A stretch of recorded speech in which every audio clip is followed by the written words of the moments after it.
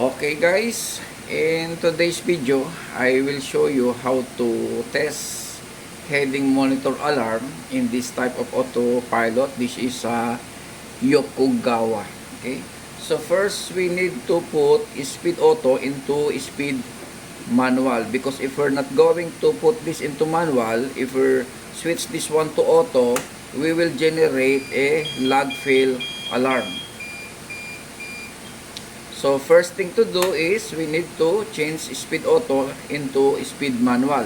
So just press speed, okay, then enter, then down arrow, now speed manual, then enter. Okay, after that we need to adjust also the limit angle, because the heading monitor alarm is the difference between the gyro and the set course. So just press the adjust, down arrow,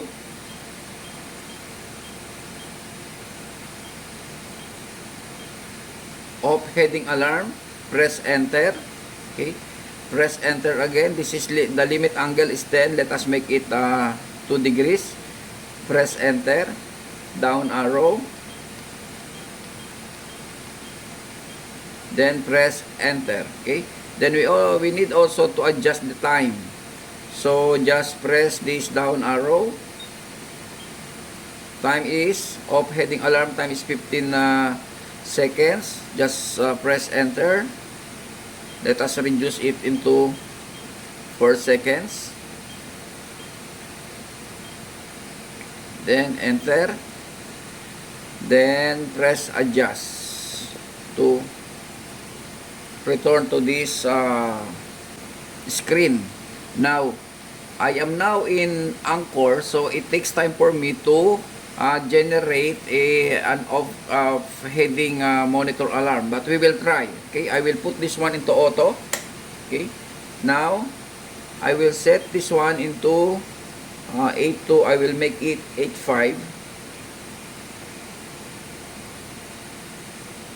okay, then let us wait. Like what I said, I am now at anchor, so it takes time for me to generate a heading monitor alarm. Unlike if the vessel is moving.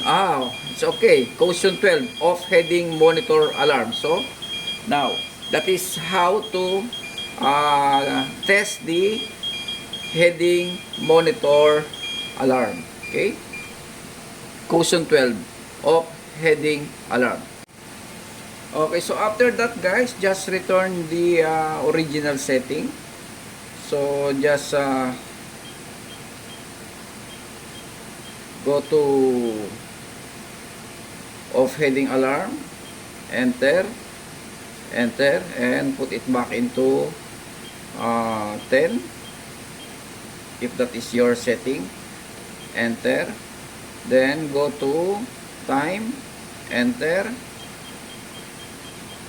15 seconds. Okay, enter, then press adjust. Okay, now we need to change also the speed into auto. So press speed, okay, press enter, down arrow or up arrow, okay, speed auto, enter. Okay guys, that's it. Hope you learned something from this video. Thank you. Take care always.